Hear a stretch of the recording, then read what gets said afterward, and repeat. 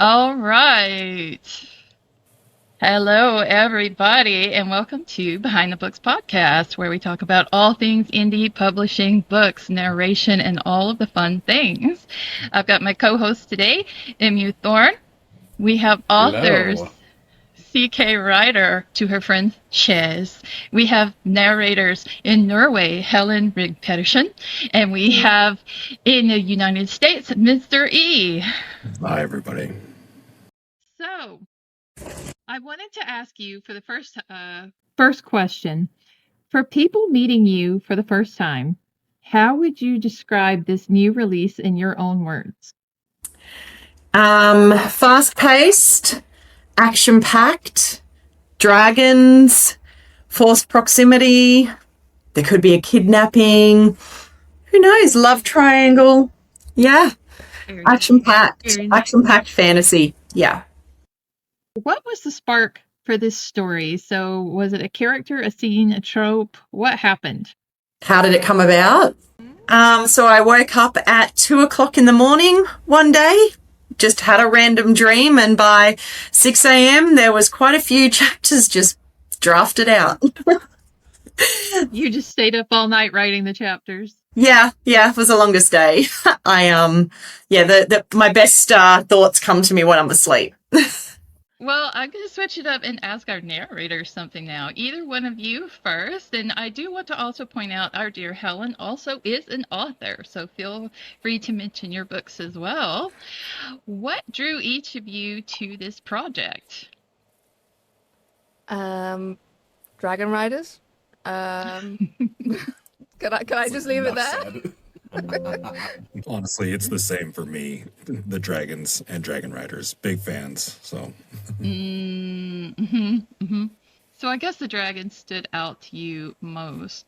What do you think readers especially love about the audiobook experience in general versus reading a book? I would say because it feels very personal when somebody's speaking into your ear and telling you that story. And we all have memories of when we were children with somebody at some point reading us a story.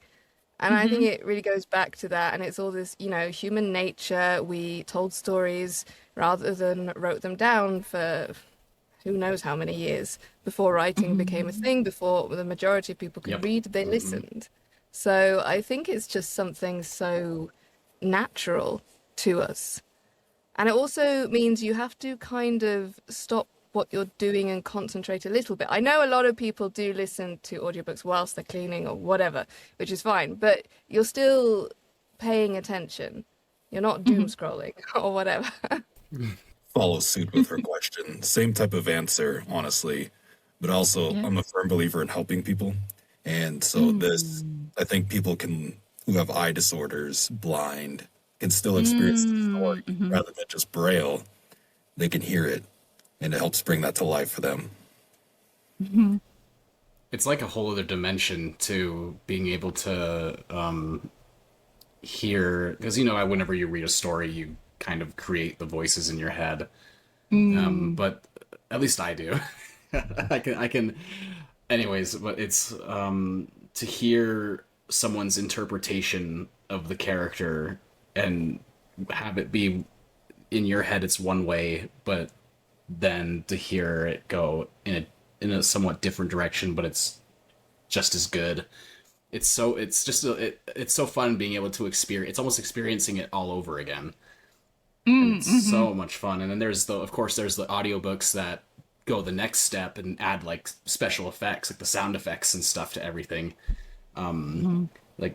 It's super close to like getting to almost like the television movie experience, and it's just like the in between that's really exciting. Well, they are calling those types of graphic audio, they are calling them audio cinema now. Because of all the special effects. And because it is so much like going to the movies, it's everywhere. It's apart from your eyes, obviously.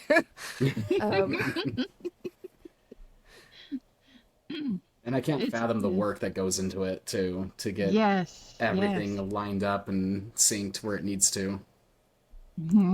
That's what I wanted to ask you too, is your process. How do you prepare when you're starting out a new book? What do you do? Well, read the book is usually a good starting point. I put it onto, I annotate as I read, and then I'm highlighting characters' speech, crossing it off if I'm not doing that, and as at the same time, I've got a spreadsheet that I fill in, like who's speaking in what chapter, what's going on in that chapter, how many pages, so that I can keep progress, so that when I'm recording, I can see how long that takes me as well, and I can just, all the statistics, you can see how long it takes to do the book.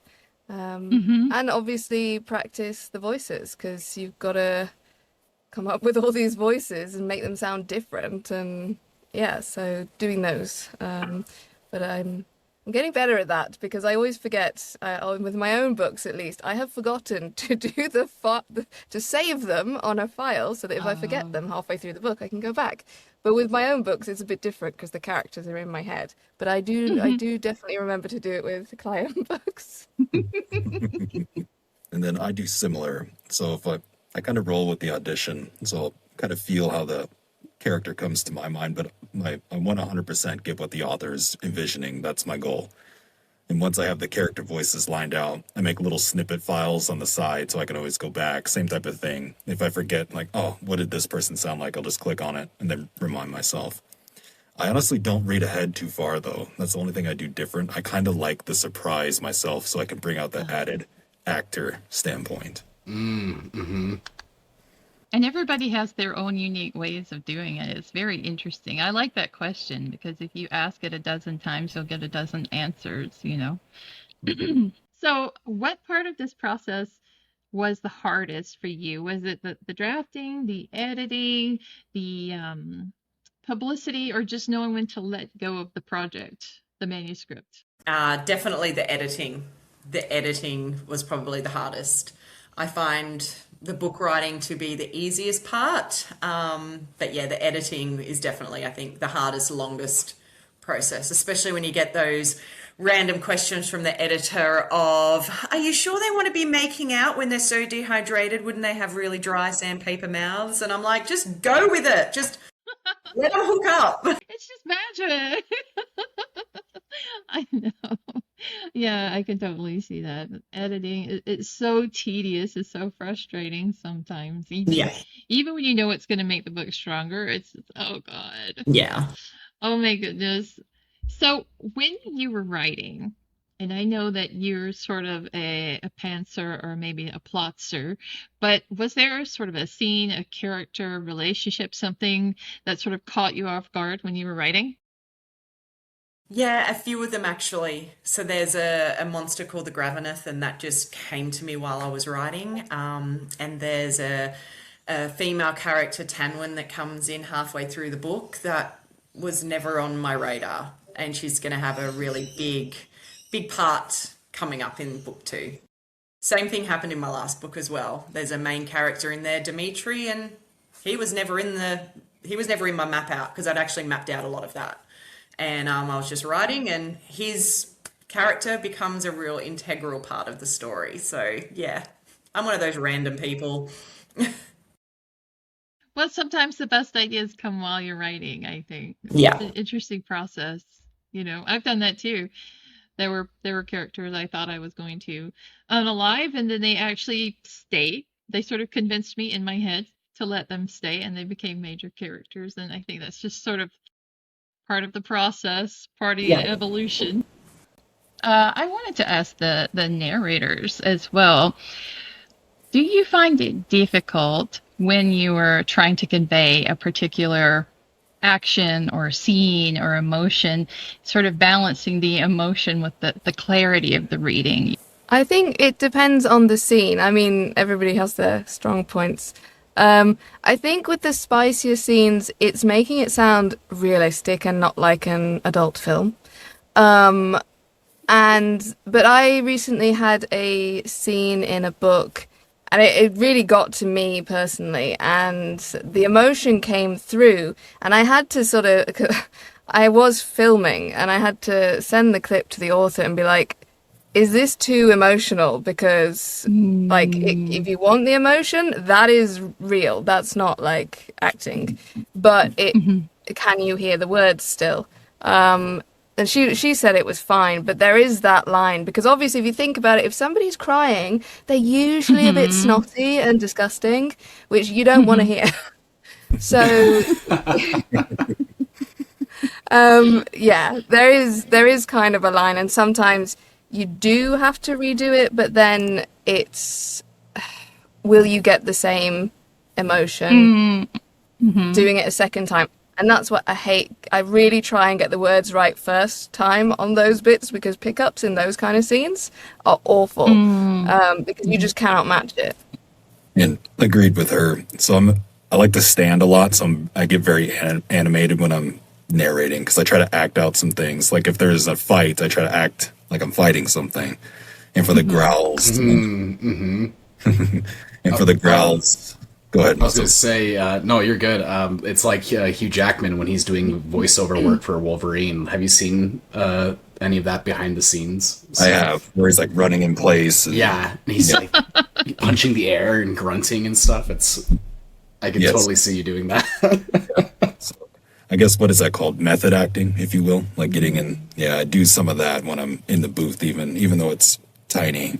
But I would love to see you film some of that. Just to see you do it. Yes. It'd be so fun.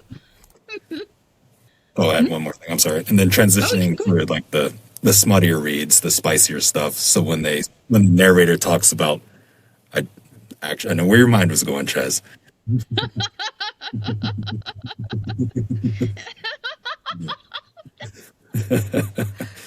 your book.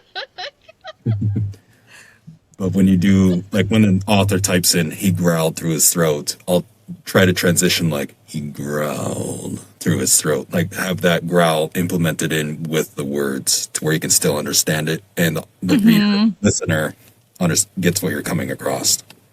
So do you have trouble with that? Because you're famously very deep voice as well. Do you have trouble speaking through the growls? Sometimes. So I've done, like she says, like Helen, practice all the time. So like even when I'm driving around, I'll see a sign and I'll say the sign, like it'll be like whatever store, and I'll be like, whatever store. That way you can just practice. Like practice makes perfect. So lots and lots of practice with it, and different tones and different character types. I wanted to ask Mr. E and Helen too. Do you guys have a dream project? Is there like, if you had a, like, whether it's an existing book or if it has yet to be written, if there was like no rights issues, you had as much of a budget as you wanted, like what would the dream project be? Well, anything like really high fantasy. Like I love Strange the Dreamer by Laini Taylor. So anything by Laini Taylor, I would love to do. But that's like that's not going to happen. But there's another book which is actually a kid's book. It was the book that got me into reading. I don't think there's an audiobook of it, but we are going back to 1997 now. Unfortunately, this book was totally eclipsed by a book which came out the same year of The Boy Wizard. So not many people know this book, and it's so precious. And Isla, you would love it because it's about a mermaid. Yes, I do like mermaid. Yeah, it is. So this boy finds a mermaid on a beach, and she's injured, and he takes her home and helps her. But there's all sorts of like, they're not pirates, but they're like really rugged, cutthroat, sort of in the bad part of town, and it's so well written, and I really want to narrate that. So when I've got a few months under my belt, I might approach the powers that be and be like, by the way, did you know you didn't have this in audiobook? That so would be cool. lovely. Yeah. And then as far as like a dream book, honestly, I'm super excited for Val Blades, because dragon riders and dragons, like to play a dragon for, oh my gosh, that I'm sold. But, Done. Yep. I'm a big fan of the Dragon Riders books, stuff like that. I don't really have a specific one that I would like, I need that because I'm still a baby narrator. So I'm just happy that people are like, we like your voice, we want you. And so all the work, just I'll eat it up. So, what does this release season? So, you've got a couple different releases coming up. You've got a new war that came out, but you've got it coming out in audio as well. And then you've got Val Blaze as well. So, this sort of release season, what does that feel like for you emotionally? Is it stressful, exciting, surreal, or all of the above? All of the above. I'm going to say all of the above, especially when Val Blades was supposed to be a standalone and then isn't. Yeah, so I've got quite a few books mapped out that are coming out this year. So busy, very busy. Super, yes, and unexpected. I remember that. I remember when you were talking about it was going to be a standalone, and then next thing you know, you're messaging me and saying, "Oh, actually, there's so much more that's going to happen. Surprise! It's a duology." And Yeah. it was so funny because I had told you, I said, "Are you sure?" Because I can't really think of many standalone epic fantasies. It's always duology or trilogies, and you're like, "Ah," and then the next day you were just like, "Yeah, actually."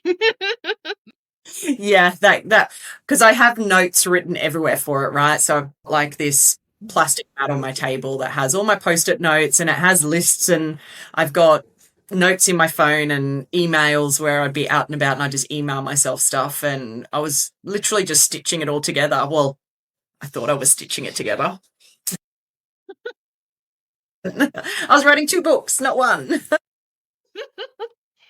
I like how you say that, stitching together, because that's the mental image I've always got in my mind with you is you've just got random stickies and Post-its and notes sticking out everywhere, and then you're sort of stitching them together at the end. Yeah, pretty much. Cut and paste, typing up, stitching. Yeah. I love it. I love it. So when you've got some amazing narrators that you are working with, not just one, but 2 books. You've got Tessa, you've got Jonathan, you've got Mr. E, and you've got the wonderful Helen Rygh-Pedersen. How does that feel having all that talent? I feel blessed. I feel blessed to have such amazing narrators. Definitely feel blessed. I'm just excited to hear how they bring my stories alive and how they bring it out to the other audience that listen to audiobooks, you know, the vision impaired, especially, or, you know, people that have got dyslexia and things like that. I feel blessed to have such amazing narrators that can bring it to a whole other range of people that books can't get to. Mhm.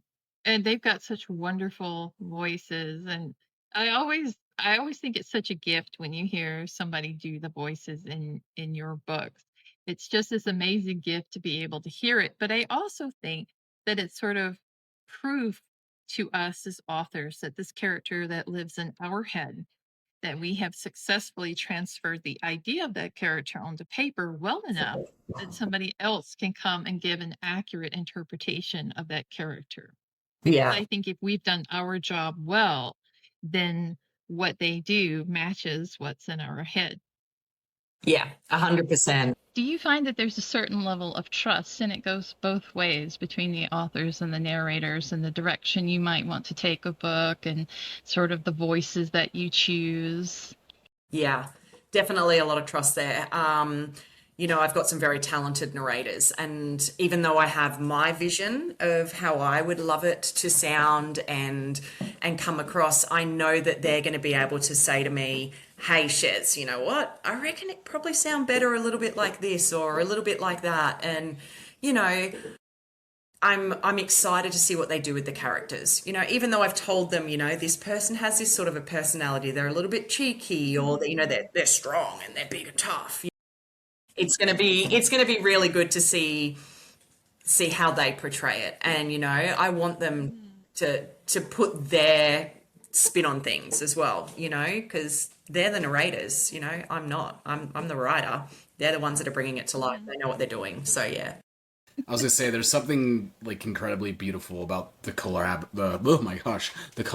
process that I especially after joining Spellwings and stuff and being a part of the Discord and all the different talented people we have in there. It's so fun to be able to, because going back to you trusting them, it's like I even just from hearing what Helen and Mr. E have been able to do, it's like you just know that it's going to be good. Like there's something wonderful about being able to collaborate with others that are you don't have to like worry about any of like there's something magical about it, and like I'm really excited to get to that point too. So like I'm really like hearing you guys talk about it makes me really excited.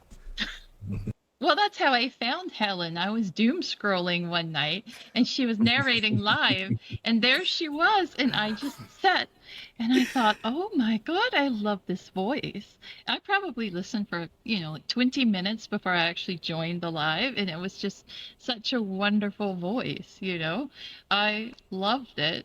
And I knew from that moment that I wanted to use her in projects and my own stuff too. I thought, oh my God, I love this voice. And I really love that we've got this community inside the Discord, because when we talk about trust, I love my narrator, Lauren Rodriguez. I love her so much. But she auditioned for Siren on ACX. So I didn't have that standing relationship with her. I didn't know her, and there was so much about the trust and just the audition, just the cold read on the audition, but she just nailed it in such a wonderful way. And now she's just this amazing human that I've known for a long time now, and we come up with ideas, we cook together, and that's something that's kind of unique, I think, in social media too, is you can collaborate on advertising and promo and marketing and stuff too, and she'll come to me with ideas, and that's that level of trust too.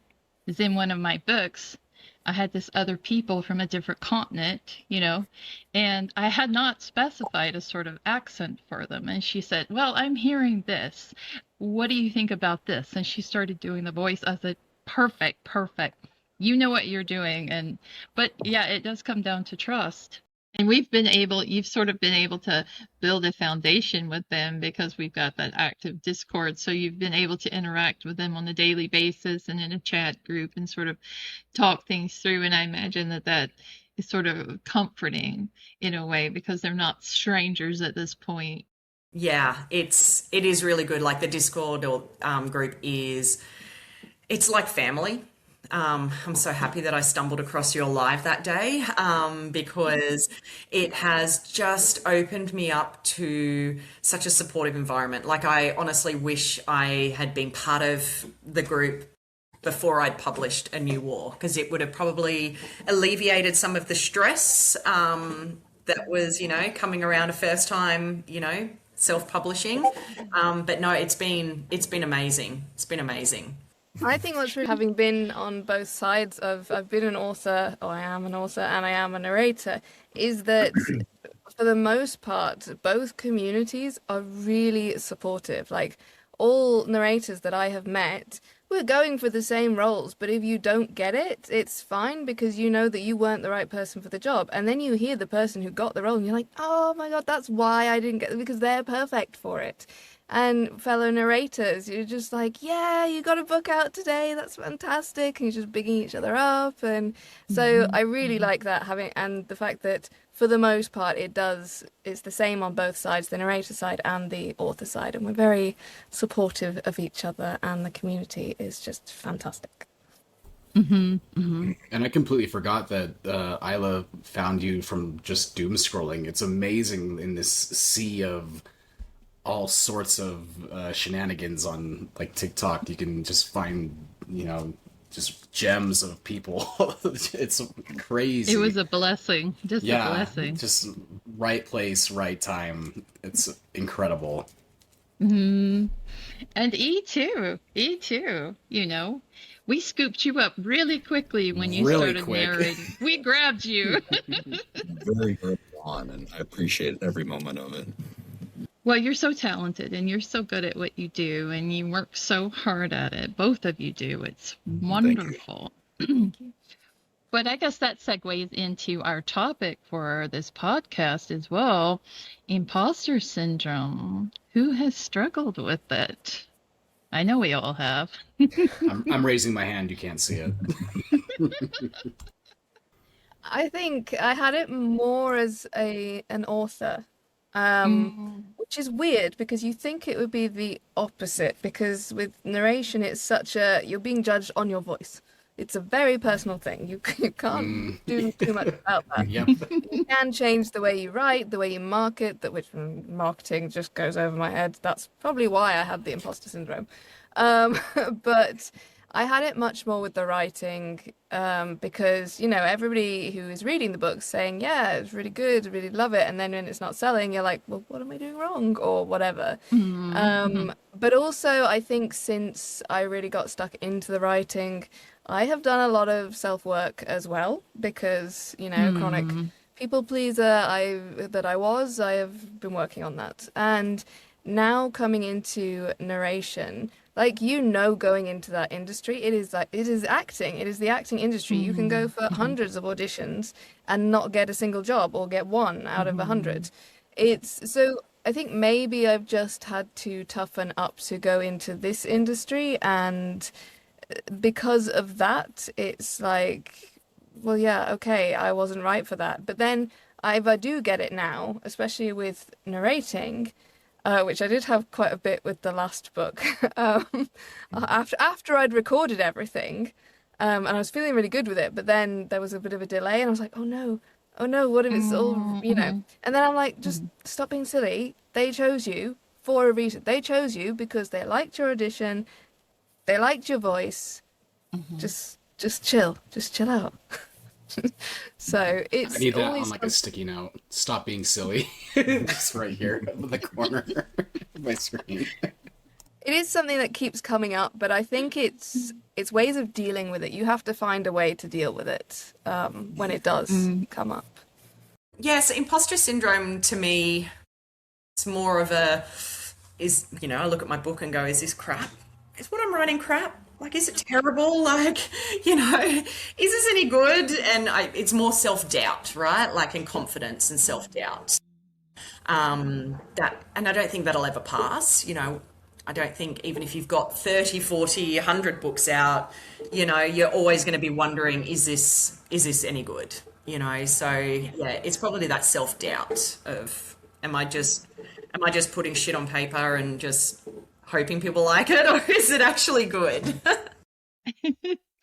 And what do you do about it? Like, what are your tips and techniques, and what would you tell baby authors, when they're just starting out? How do you get rid of it? Just have some faith in yourself. It's like any artist.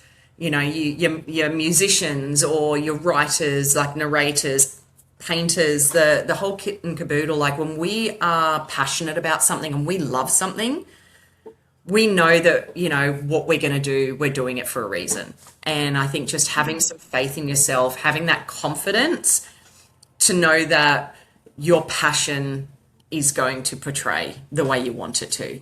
And, being open to that feedback, having those beta readers, having people read over your work, and giving that feedback to help you grow. Yeah. And then I had a little bit of it when I first started, because just as Helen said, auditioning for a bunch of roles, like I was auditioning TV, commercials, things of that nature, and then discovered audiobooks, and it kind of snowballed. So a little bit, I don't want to pat myself on the back, but talent, practice, and then luck, lots of luck, but getting those roles and having it snowball kind of helped it go away for the imposter syndrome, because as Helen said, there's tons of voices out there. Like, I can't be Helen, and I don't know if Helen, if you can get the gravel. No, it's definitely not. I mean, I have a lower register, but not that low. But also coming to the realization that this voice can't do every role. Even if I want one super bad, somebody else will get it. And then just getting over that and be like, my voice is meant for something else. So once I find that role, just going full send into that to portray the characters for the author and getting that. But I'm a firm believer in not gatekeeping at all. So just as we were discussing earlier, if I think she's right for a role, oh yeah, I'm gonna hype her up crazy and be like, hey, you need to go after Helen. She could do this. Yep.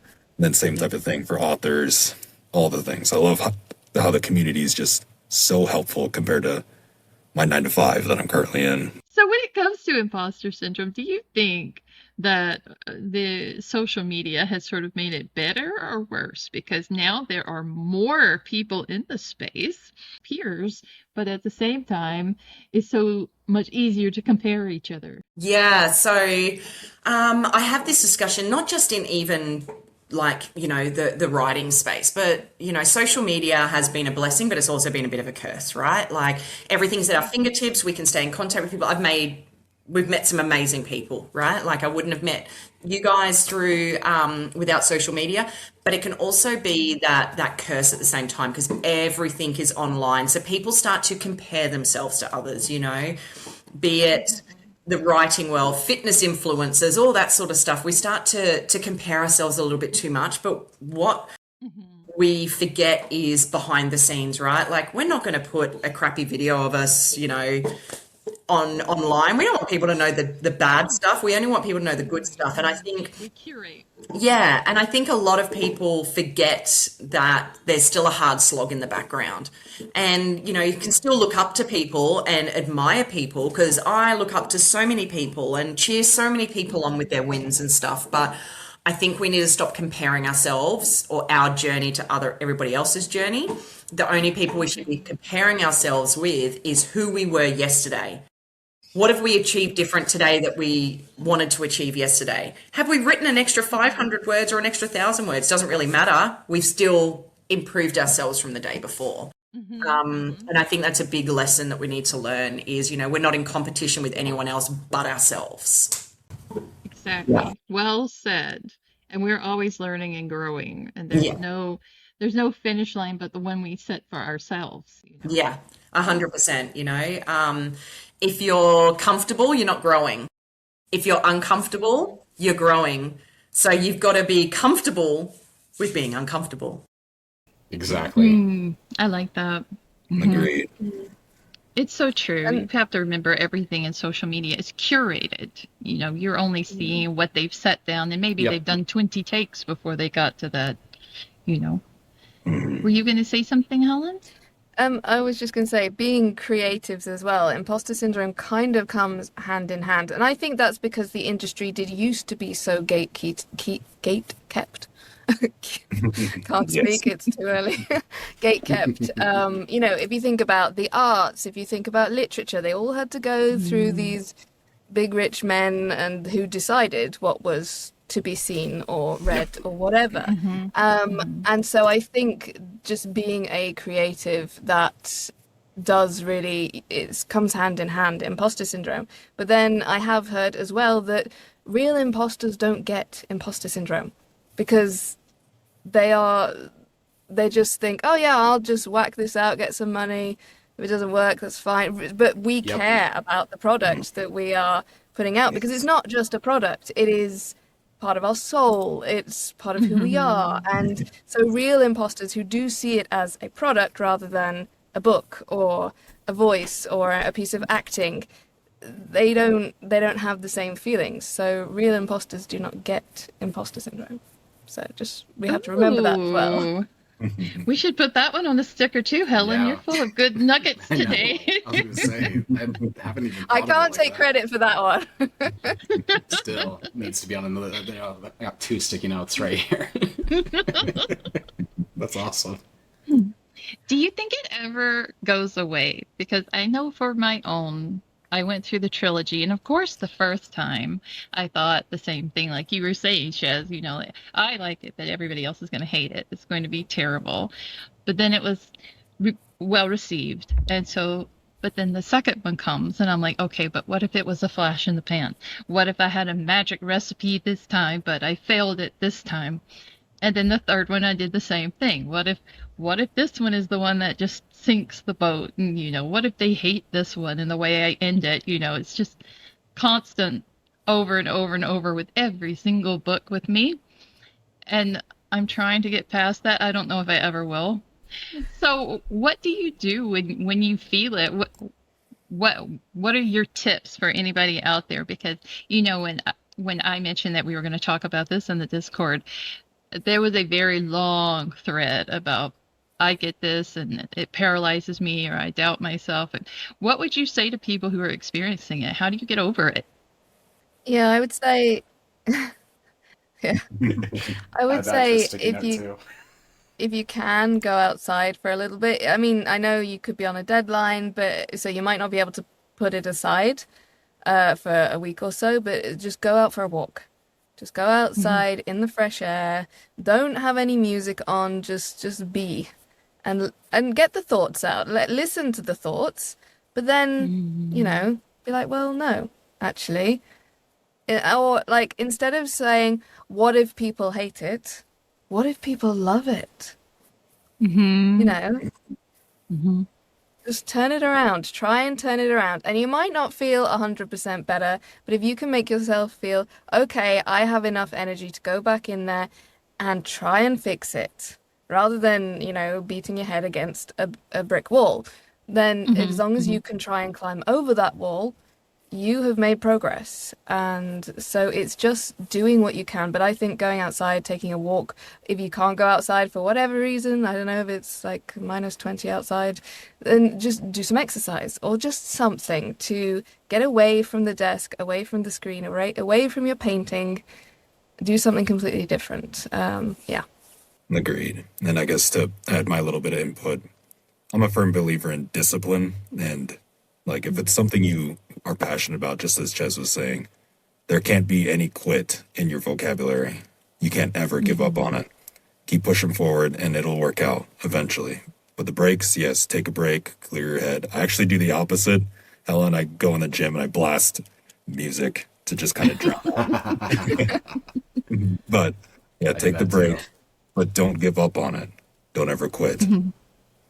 I was gonna say I think with all good things, it just takes time, and like the gym, on the day to day you don't see the progress, but I like to, with my writing, just like I would at the gym, I like to look back and see how far things have, like, because when you're in the moment, when you're having imposter syndrome, you're like, man, I'm just not where I want to be.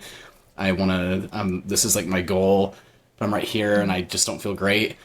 I like to look back. I found a draft for this one thing I did back in 2019, and it was so atrocious. It was so bad, and I was just like, yeah, you know what? There is the growth has happened. It is there. It just takes time, and it's the same with the gym. I'll Hmm. have moments where I'm just like, man, I've been slacking, but then I look back 3 years or 4 years, and I'm like, no, like it's the progress is being done. It is. I'm growing as a creative and stuff, and that's something I like to do to deal with the imposter syndrome. Is just reflect whenever it's Hmm. bad. It speaks to resilience too. That's something that I teach in my Yep. day job. I do a lot of teaching of mental health and whatnot. And we do talk about anxiety and sort of acknowledging the fears instead of pretending that they don't exist. So we always use this sort of visual of you're sitting on a pier and you're at the ocean and there are these sailboats coming by, and so you can label those sailboats with your fears and your doubts, and you acknowledge that they are there, but then you sort of watch them sail over the horizon and they're gone. you know it just helps you acknowledge that it is there, you are experiencing it, but then they're on their way, right? And Mutz, we were talking. Who was it the other day? Rebecca Yaros. Yaros. Rebecca Yoris, yeah. And she posted on socials, she was having a big meltdown about her next book, and then her husband said, "Well, where are you at in the writing of it?" And she said, "Oh, chapter so and so." And he said, "Oh, then it's right on schedule," because she goes through it every single time. So before we go, give us your elevator pitch. Let's hear your pitch. Yeah.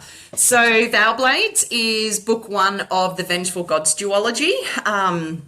It follows Tove, who is second in command of the Altherian Guard.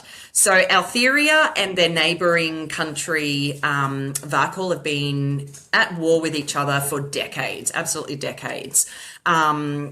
So the Danerki warriors are part of the Varkul, and we've got Altherian Guard. Now one of the Danerki warriors manages to capture Tove in the story, and through this journey that they have to go on to find their dragons again, they learn that there has been lies spun on either side of the borders. That has kept them in conflict for so long. So they've either got to come together, literally or not literally, and end the war, or fight each other, and ultimately it'll be the end of the realm. So there's a lot of prophecy in there from the old gods and the new gods, and some pretty crazy little monsters and witchcraft along the way as well. So yeah. And dragons. And I remember you have a very unique mechanic when it comes to the dragons and bonds. Yes. So, in normal, that mate bond, it's the man and the woman, they meet and their eyes match, and we love that. But this book, it's the dragons. So when the dragons meet, they're the ones that have the bond link. And then that flows through and rushes into the riders and ultimately makes the riders bonded as well. So people could be walking around forever, and unless their dragons meet, they'll never know. Wow. Yeah. Wow. Let's hope the dragons have good taste. So it'll be good. In book 2, there'll be quite a lot of dragon point of views throughout the book. Because I like my different point of views on the storyline. So the first book follows Tove, our main character, Ryven, and then Tove's friends Jed and Savara. But then the next book will also have some chapters in there from Valrix and Drakeson, which are the dragons. Ooh, yeah. Cool. Oh, I'm looking forward to it. And I was lucky enough to hear you reading the prologue the other day, and it was just amazing. Your prose is so descriptive. Your world building is so strong. I love it. Thank you. Well, telling a story, you've got to, I try to think of it as, when I'm writing, I have a movie going in my head, right? So I even have drum beats and all this sort of stuff going on in my head. And, that's what I'm trying to portray across on paper. So that sort of cinematic experience. Yeah. I am so excited. And Helen, would you like to drop the name of any of your books? I know you've got one that just came out. Okay, so I have 2 fantasy series. The first is Reverda Rising, which has 2 books, Waking Ursa Minor and The Bastard Heirs. And book 3 has about 40,000 words written, but we're not going to talk about that. The second series is more romantasy, and that is called the Zemkoska Chronicles. It currently has 5 books in it, which is where we're stopping for now, but might pick up later.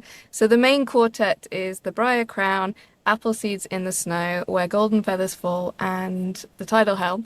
And then there is a side character story, which is Under the Chained Mountain. You can actually read these in any order, as they are interconnected standalones.